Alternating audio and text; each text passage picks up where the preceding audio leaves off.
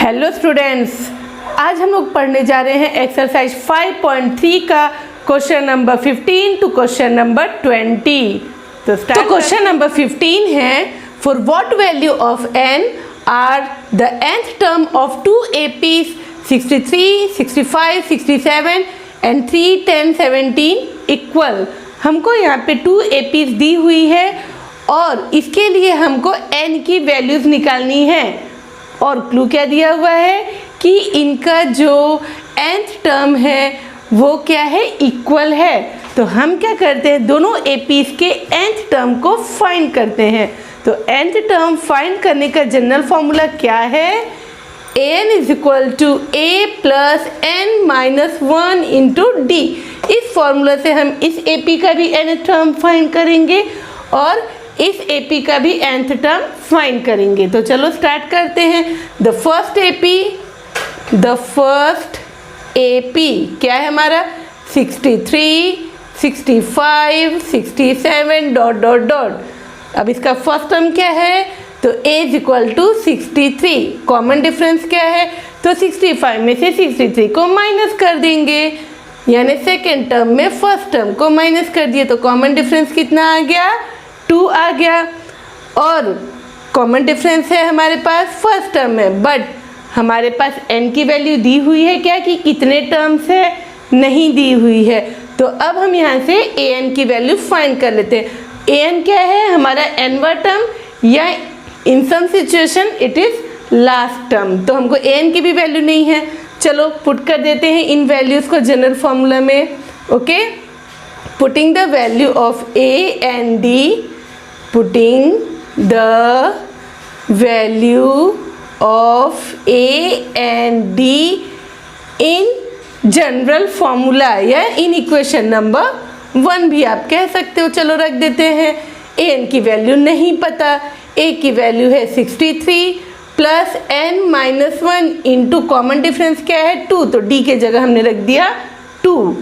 अब ये हो जाएगा ब्रैकेट ओपन, तो 2 का हो गया अंदर मल्टीप्लाई, 2 और n का मल्टीप्लाई हो गया 2n माइनस 1 इंटू 2 क्या हो गया 2। अब 63 में से ये 2 चला गया तो कितना बचेगा, 61 प्लस 2n। ये बच्चों किसकी वैल्यू आ गई, an की वैल्यू आ गई।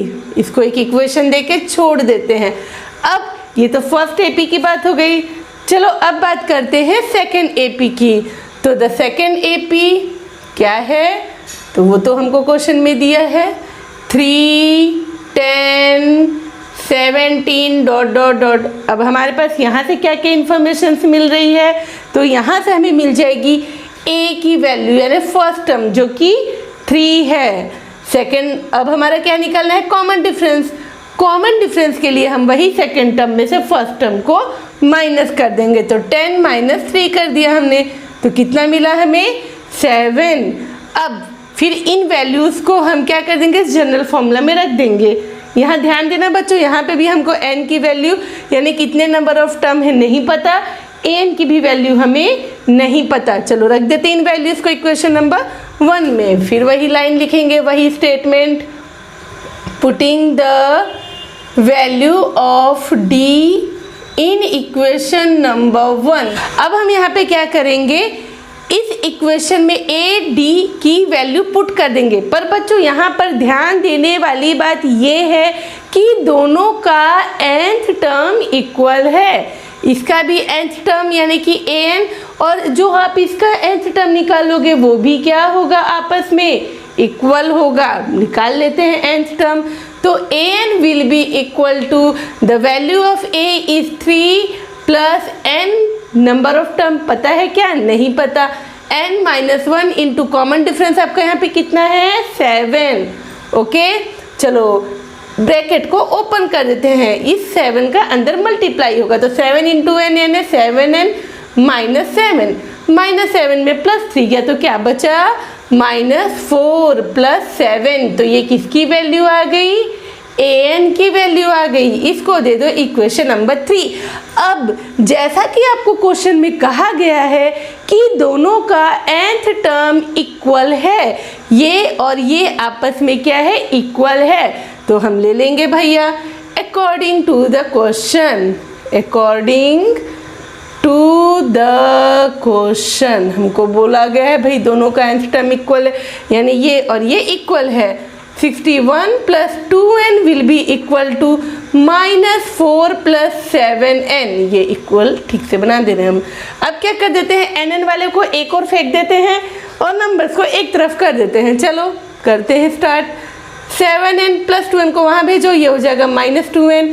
61 अपनी जगह है -4, वहाँ गया तो क्या हो जाएगा +4, तो 61 प्लस 4 क्या हो गया 65।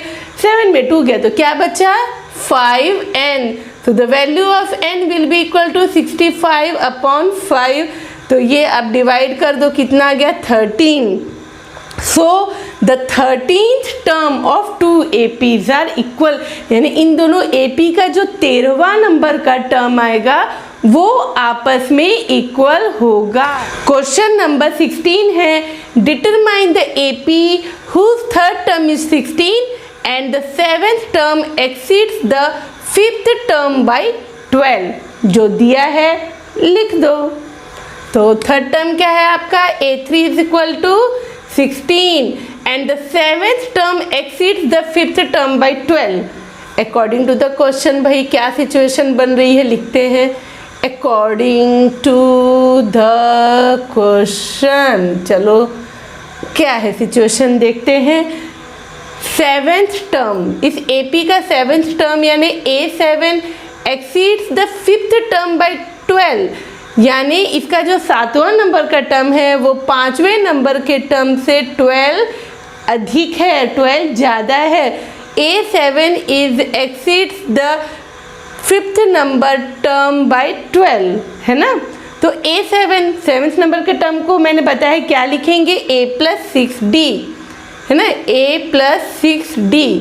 A5 को क्या लिखेंगे, A + 4D + 12। यहाँ पे आप लिख सकते हो कि जो A7 है वो हो जाएगा A + n-1, यानी कि 7 - 1 इंटू D, यानी कि 6D। कई बार मैंने बता दिया है आप लोगों को। A5 यानी क्या हो जाएगा, A + 4 इंटू D, इस तरह से ये आया। और बच्चों ये जो है A3 = 16 यानी थर्ड नंबर का टर्म है, तो इसको आप क्या लिख सकते हो, A3 यानी A + 3 से 1 कम यानी 2D = 16। You can give it equation number 1। और चलो इसको सॉल्व करेंगे, जो आएगा वो इक्वेशन 2 होगा। यहाँ पे अब देखो क्या स्थिति बन रही है, A + 6D = A + 4D + 12 जो है इसमें दोनों तरफ A क्या हो जाएगा, कैंसिल हो जाएगा, कट जाएगा। ये ठीक से कटा हुआ नहीं दिख रहा है, ये कैंसिल हो गया। अब ये D को एक तरफ भेजो, +4D वहाँ गया तो हो गया -4D = 12। 6 में से 4 गया तो कितना बचा, 2 बचा, तो यहाँ आ जाएगा 2 of D = 12।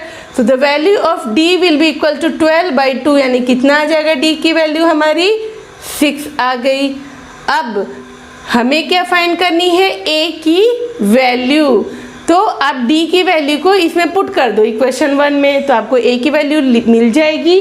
तो लिखेंगे putting the value of D, putting the value of D in equation number 1। So the equation number 1 is A + 2D = 16, A + 2 into D की value 6 = 16, A + 12 = 16। So the value of A will be equal to 16 - 12, यानी कितना आ गया 4। So the value of A आपका कितना आ गया, 4 आ गया। फर्स्ट टर्म क्या हो गया 4। हमको अब AP निकालना है, AP को फाइंड करना है। तो आपके पास फर्स्ट टर्म आ चुका है, कॉमन डिफरेंस आ चुका है, प्रॉब्लम क्या है निकाल लेते हैं। So the required AP is, so the required AP A + D, A + 2D, इसी फॉर्मूला में रखते गए। A की वैल्यू 4, A की वैल्यू 4 + D की वैल्यू 6 यानी 4 + 6 यानी कितना हो गया 10। फिर 4 + 6 2 = 12, 12 + 4 कितना हो गया 16, 16 में 6 ऐड किए तो और कितना आ जाएगा 22, और इसी तरह सिलसिला आगे चलता चला जाएगा। क्वेश्चन नंबर 17 है find the 20th term from the last term of the AP 3, 8, 13 ... to 53। First term दिया है, लास्ट टर्म दिया हुआ है, कॉमन डिफरेंस क्या करोगे, सेकेंड टर्म में से फर्स्ट टर्म को माइनस करके निकाल सकते हो। अब हमें यहाँ पे क्वेश्चन में पूछ रहा है कि find the 20th term from the last term. हमें ये नहीं पता है कि यहाँ पे कितने टर्म्स है, पर लास्ट टर्म से 20वें नंबर का टर्म फाइंड करना है। एक बात ये मैं पहले बता दूं आपको क्वेश्चन सॉल्व करने से पहले कि इस क्वेश्चन को आप अलग से अंडरलाइन करके रख लो, टिक करके रख लो, क्योंकि जब आप एग्ज़ाम देने जाओगे तो इसको एक बार स्पेशली ज़रूर देख लेना, थोड़ा सा हटके है ये क्वेश्चन। चलो स्टार्ट करते हैं। अब हमारे पास इस AP में है ना, जो AP है हमारे पास 3, 8, 13, 253, जो इससे हमें इंफॉर्मेशन मिलती है उसे पहले लिख लेते हैं। The first term is 3, common difference is A2 - A1 that is 8 - 3 यानी कितना आ गया 5, और लास्ट टर्म यानी हमारे पास an भी है 253, but how many terms are there we don't know, so we put all this value in the general formula an = a + n - 1 × d। The value of an is 253 is equal to value of a is 3 plus number of terms we don't know n - 1 into common difference is 5. Now let's solve the equation। 3 + 5 का अंदर multiply किया, 5 × n क्या हो गया 5n, 5 का -1 से भी multiply होता है -5, और यहाँ का ये 253 बेचारा ऐसे ही रहेगा यहाँ पे। अब ये जो है 3 और -5 जब इसको आप सॉल्व करोगे तो क्या मिलेगा -2 + 5n, -2 को वहाँ भेज दो तो 253, ये -2 आके यहाँ +2 हो गया इज इक्वल टू 5n। 253 + 2 यानी कितना हो गया 255 is equal to 5n। From here we can find the value of n। Divide कर दो, कितना आ जाएगा आपका 51। Okay, so here 51 term in the given AP। इस AP में 51 टर्म्स है। अब उन 51 टर्म में से लास्ट से 20वें नंबर का टर्म क्या है, तो क्या करेंगे द लास्ट, पहले ये लिख लो बच्चों, there are 51 term in the given AP। अब इस AP में आखिरी से लास्ट नंबर का टर्म क्या है, लास्ट 20th टर्म क्या है ना, the last 20th term of given AP। अभी निकालने के लिए क्या करोगे आप, तो आप 51 में सिंपली 20 को माइनस करो। 51 में जब आप 20 को माइनस करोगे तो आपको मिलता है यहाँ पे 31 मिलता है, बट आपका आखिरी से जो 20वां टर्म होगा वो इस 31 में आपको एक ऐड करने पर मिलेगा, यानी 32 टर्म। ये जो 32वें नंबर का टर्म है वो आपका आखिरी से 20वां टर्म है। ऐसा क्यों, चलो दिखाते हैं आपको एक एग्जांपल। मान लो कि एक AP है जिसमें 10 टर्म्स है, मान लो है ना, मैं इसको अलग से शो करती हूँ रेडिंग से। ये कोई आपको एक AP दी है, 1 2 3 4 5 6 7 8 9 10, बहुत ही प्यारा सा AP है, कोई इसमें दिक्कत वाली बात नहीं है। 10 टर्म है। अब आपको बोला जाए कि इसका आखिरी से थर्ड टर्म कौन सा है, तो आप क्या करोगे 10 में से 3 माइनस करोगे और बता दोगे कि 7वें नंबर का टर्म है वो आखिरी से तीसरा टर्म है। बट बच्चों ऐसा नहीं है। गिनो आखिरी से तीसरा टर्म क्या है, ये हो गया आपका पहला टर्म, ये दूसरा टर्म और ये हो गया आपका तीसरा टर्म। तो आखिरी से तीसरा टर्म आपका 8 नंबर वाला टर्म हुआ। तो वैसे ही जब यहाँ पे 51 टर्म है तो जो आखिरी से 20वें वाला नंबर टर्म होगा तो अब उसके लिए आप इतने सारे नंबर्स तो बनाओगे नहीं, इतना AP तो बनाओगे नहीं। तो आप क्या करना, सिंपली 51 में से पहले 20 को माइनस कर देना। 51 में से 20 माइनस किए तो 31 आया, उसमें आप 1 को ऐड कर देना तो आ गया 32 और यही टर्म आपको फाइंड करना है।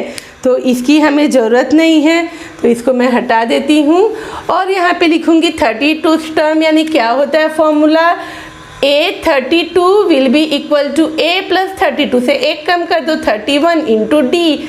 अब A की वैल्यू हमारे पास है ना, ये है 3 प्लस 31 इंटू कॉमन डिफरेंस कितने का है 5, मल्टीप्लाई कर देते हैं, यहाँ पे आ जाएगा 155 प्लस 3 कितना हो गया 158। So the 20th term from the last term of the given AP is 158. Okay? Question number 18 है the sum of the 4th and 8th terms of an AP is 24 and the sum of the 6th and 10th term is 54. Find the first 3 terms of the AP. 4th term और 8th term का जो सम है वो है 24। लिखते हैं जो situation बन रही है according to the question, according to the question sum of 4th term यानी A4 और 8th टर्म यानी A8, इनका जो सम है वो किसके इक्वल है, तो 24 के इक्वल है। और 6th एंड 10th टर्म, यहाँ थोड़ा जगह छोड़ रही हूँ, मैं बता रही हूँ क्यों छोड़ रही हूँ। 6th term and 10th term यानी A10, इन दोनों का सम किसके इक्वल है, 44 के इक्वल है। जो इन्फॉर्मेशन हमें क्वेश्चन में दी हुई है वो हमने यहाँ लिख ली है। अब हमें इसके 3 टर्म्स जो AP आएगा उसके स्टार्टिंग के 3 टर्म्स फाइंड करने हैं। सॉल्व करते हैं। अब हम लोग A4 को हम क्या लिख सकते हैं, तो हम लिख सकते हैं A4 को A plus 3D, okay, plus A8 को क्या लिखेंगे A प्लस 7 इंटू डी। ये A4 की वैल्यू है A प्लस 3D और A8 की वैल्यू है A plus 7D is equal to 24। A और A क्या हो जाएगा 2 ऑफ A प्लस 7 और 3 कितना हो जाएगा 10, D इज इक्वल टू 24। अब यहाँ से आप क्या करो, देखो इन दोनों में से 2 को कॉमन निकाल दो तो यहाँ बच जाएगा A plus 5 into D is equal to 24। इसको वहाँ डिवाइड में भेज दो, इन दोनों में से हमने 2 को कॉमन निकालना है तभी हम यहाँ पे इसे डिवाइड में भेज सकते हैं। तो हो जाएगा A plus 5D is equal to 24/2। 24/2 यानी कितना हो गया 12। तो हम यहाँ लिख देते हैं, इसको हटा के क्या लिख देंगे यहाँ पे 12 and we can give it equation number 1। वैसे ही हम इसको सॉल्व कर लेंगे।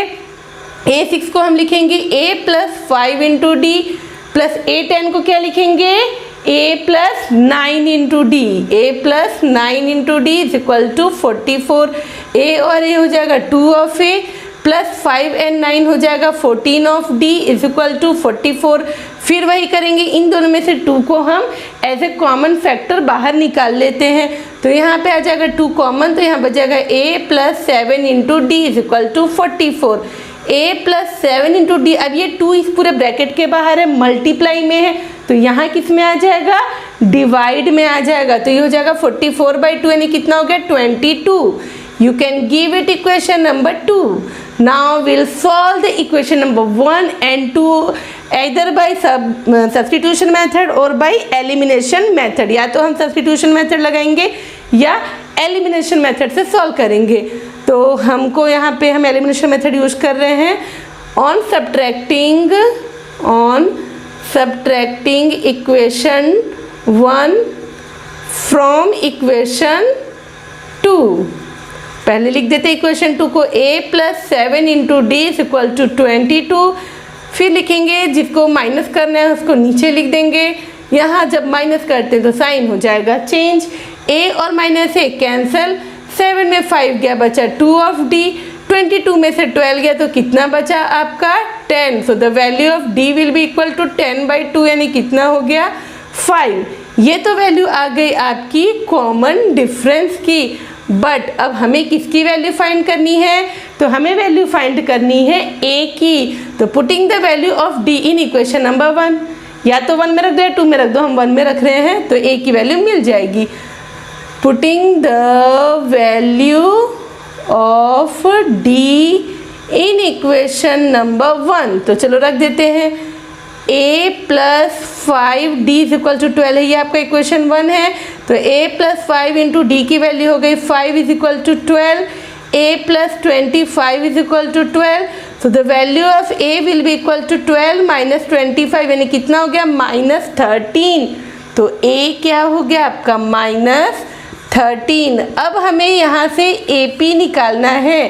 तो AP क्या होता है, पहला टर्म a, दूसरा टर्म a प्लस डी और तीसरा टर्म a प्लस 2d। उसी तरह ये आगे बढ़ता चला जाता है। So the AP is as follows, है ना, AP इज एज फॉलोज, इस तरह है। पहला हो जाएगा term a, then a plus D, then a plus 2d, okay. और इसी तरह आगे भी। तो पहला टर्म हमारा क्या हो गया -13, देन -13 प्लस डी की वैल्यू कितनी हो गई 5, देन -13 प्लस 2 ऑफ डी यानी 10, ओके। इसी तरह तो -13 में प्लस 5 गया तो बचा -8, -13 में प्लस 10 गया तो बचा -3 और ये इसी तरह आगे बढ़ता चला जाएगा। आगे आपकी ये पी की वैल्यू। क्वेश्चन नंबर 19 है, Subba Rao started work in 1995 at an annual salary of ₹5,000 and received an increment of ₹200 each year. In which year did his income reach ₹7,000? Mister Subba Rao ने एक जॉब को ज्वाइन किया और उनकी annual salary ₹5,000 है। इनकी starting salary है ₹5,000 और उनको हर साल ₹200 का इंक्रीमेंट मिलेगा, यानी हर साल उनकी सैलरी ₹200 बढ़ती चली जाएगी। यानी अगर अभी उनकी सैलरी 5,000 है तो एक साल बाद उनकी सैलरी कितनी हो जाएगी 5,200, फिर उसके एक साल बाद 200 बढ़ के यानी उनकी सैलरी कितनी हो जाएगी 5,400। तो इस तरह से उनकी सैलरी इंक्रीज होते होते कब उनकी सैलरी ₹7,000 हो जाएगी, ये हमें फाइंड करना है। तो लिखते हैं, हमारे पास यहाँ पे फर्स्ट टर्म है ए, है ना, ए इज इक्वल टू कितना हो गया हमारा 5,000, यानी जो उनकी स्टार्टिंग सैलरी उनको हम 5,000 मान लेंगे। अगर आप इसे AP बनाओगे तो इसी तरह बनेगा ना, उनकी सैलरी का पहले इनकी सैलरी रहेगी 5,000, आप इसको ऐसे बता सकते हो। According to the situation the AP will be according to the above situation, है ना। जो AP फॉर्म होगा सबसे पहले क्या होगा, AP विल बी फर्स्ट उनकी जो सैलरी है वो होगी 5,000, फिर उसके अगले साल ₹200 बढ़ जाएगा यानी उनकी सैलरी हो जाएगी 5,200 रुपीज़। देन नेक्स्ट ईयर ही सैलरी विल बी 5,400 एंड इसी तरह उनकी सैलरी बढ़ते बढ़ते फाइनली कितने पे जाके रुक रही है, कितने पे पहुंच रही है, यानी रुक नहीं रही है, 7,000 कितने पे पहुंच रही है, 7,000 पे पहुंच रही है।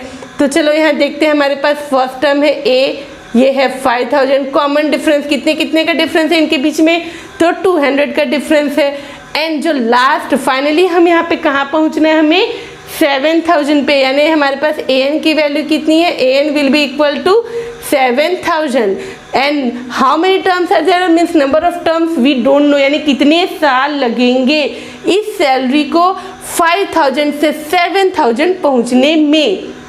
लगा देंगे हम वही general formula, AN is equal to A plus N minus 1 into D, putting all this value in this general formula. So the value of AN will be equal to 7,000, the value of A is 5,000 plus N minus 1 and the common difference is what, it is 200. अब इसको यहाँ भेज दो पहले ही, भाई यहाँ पे बहुत ट्रैफिक हो गया है, भेजो वहाँ पे। यहाँ बच गया N-1 इंटू 200, 7 में 5 गया तो कितना बचा 2,000, N-1 इंटू 200। अब देखो ये जो 200 है इस N-1 के साथ मल्टीप्लाई में है तो यहाँ पे किस में आ जाएगा, ये डिवाइड में आ जाएगा, तो आ जाएगा 2,000 upon 200 will be equal to N-1। अब N-1 सीधा कर दो भाई बच्चे को, 2000 को 200 से डिवाइड करेंगे तो कितना आएगा 10 आएगा, यहाँ लिख दिया हमने 10, the value of N will B 10, -1 को यहाँ भेज दिया +1, सो the value of N is 11, okay. यानी कि सुब्बा राव की जो सैलरी है 5,000 से 7,000 तक बढ़ने में 11 साल का समय लग जाएगा। क्वेश्चन नंबर 20 है, Ramkali saved ₹5 in the first week of a year and then increased her weekly saving by ₹1.75. If in the nth week her weekly savings become ₹20.75, find the value of n। यानी ये जो रामकली जी है ना, ये क्या करती हैं, अपने साल का जो पहला वीक है उसमें 5 रुपए की बचत करती है, सेविंग करती है हर हफ्ते। वो मतलब स्टार्टिंग में, मतलब हर पहले हफ्ते में उसने 5 रुपीज़ की सेविंग की। अब उसकी जो सेविंग है हर हफ्ते कितने रुपीज़ इंक्रीज होती जाएगी, 1.75, यानी ₹1.75 बढ़ जाएगी। यानी साल के जो पहला हफ्ता है उसमें उसने 5 रुपये की सेविंग की, देन नेक्स्ट वीक उसने 1.75 बढ़ा के यानी ₹6.75 की सेविंग करेगी, और इसी तरह ये बढ़ते जाएगा। तो कितने हफ्तों में, if in the nth week हर वीकली सेविंग बिकम ₹20.75, यानी कितने हफ्तों में उसकी जो सेविंग है वो बच के ₹20.75 हो जाएगी। एक बार और बता देती हूँ, साल में उसने रामकली जो है उसने क्या किया, हर हफ्ते कुछ पैसों की सेविंग करनी चालू की। पहले हफ्ते उसने बचाया 5 रुपये, उसने ठान लिया है भाई कि हर हफ्ते उसको ₹1.75 ज़्यादा जमा करना है अपने सेविंग में। तो अगर वो पहले हफ्ते 5 रुपये जमा करती है तो अगले हफ्ते 5 रुपये में ₹1.75 जोड़ोगे आप, यानी इसको ऐसे लिखोगे 5.00 में ₹1.75 जोड़ोगे, यानी अगले हफ्ते की उसकी सेविंग कितनी हो जाएगी, ₹6.75। देन फिर उसमें ₹1.75 अगले वीक और बढ़ा के जमा करेगी, है ना। तो ये कितना हो जाएगा, ₹8.50 यानी ₹8.5। इस तरह से ये सिलसिला बढ़ते बढ़ते कितने हफ्तों में ये जो रुपए हैं उसकी ये जो सेविंग है वो ₹20.75 वीकली हो जाएगी। तो अब हमारे पास AP आ चुका है ना। मजाक मजाक में हमने AP भी बना लिया। इसमें हमें मिल जाएगी A की वैल्यू 5। कॉमन डिफरेंस कितना है, कितने कितने का डिफरेंस बढ़ते जा रहे हैं, 1.75, ₹1.75 का डिफरेंस है। आप इसमें से इसको माइनस करो, वही आएगा, हमने तो प्लस करके निकाला है। ये हो गई A की वैल्यू, ये हो गई D, और फाइनली हम कौन से अमाउंट पे पहुंच रहे हैं, तो ₹20.75 पे पहुंच रहे हैं। अब N की वैल्यू फाइंड करनी, कितने हफ्ते यानी कितने N लगेंगे, वही general formula AN = A + N-1 × D। N की वैल्यू हो गई ₹20.75, A की वैल्यू 5 + N-1 × D की वैल्यू 1.75। अब क्या करेंगे हम, 20.75, अब ये 5 को यहाँ भेज दो बच्चों, -5 हो गया, N-1 × 1.75, ₹20.75 में 5 रुपये में घटा दोगे, माइनस कर दोगे तो क्या बचेगा, ₹15.75, है ना। तो ये हो गया आपका, और यहाँ आ गया N-1 × 1.75। अब देखो ये 1.75 इस पूरे ब्रैकेट के साथ मल्टीप्लाई में है, यहाँ भेजोगे तो आ जाएगा आपका ये डिवाइड में। तो यहाँ आ जाएगा 1.75 = N-1। यहाँ का पॉइंट हटाना है, नीचे 2 डिजिट है, ऊपर 2 जीरो लगाओ, यहाँ का पॉइंट हट गया। यहाँ पे पॉइंट हटाना है, ऊपर पॉइंट के बाद 2 डिजिट थे, नीचे 2 जीरो लगाए, वहाँ का भी पॉइंट हट गया। और ये बन गया हमारा 157500 अपॉन 1750 = N-1। ये दोनों जीरो भी आपस में कट गए, तो N-1 की वैल्यू आ गई 1575 अपॉन 175। सो N-1 विल भी, चलो इसको अब डिवाइड करेंगे, 1575 अपॉन 175। हम क्या करते हैं, 5 से ऊपर नीचे डिवाइड कर देते हैं पहले। 5 से 15, 2 5 5 25, 5 से 15, 5 1 5, 2 5 5 25, देन 5 से करो, 5 7 35, 5 6 31, 5 3 15। अब ये कटेगा 7 से, 63/7 है, तो 7 1 7, 7 9 63। So the N-1 will be equal to 9, so the value of N will be equal to 9 - 1 को यहाँ भेज दिए, तो कितना आ गया, 10। यानी इसकी जो सेविंग है उसको 5 रुपये से ₹20.75 तक पहुँचने में पूरे 10 हफ्तों का समय लग जाएगा। तो आज के लिए बस इतना ही। 5.2 हमारा सॉल्व हो चुका है और 5.3 को हम सॉल्व करेंगे नेक्स्ट वीडियो में। तब तक के लिए बाय बाय।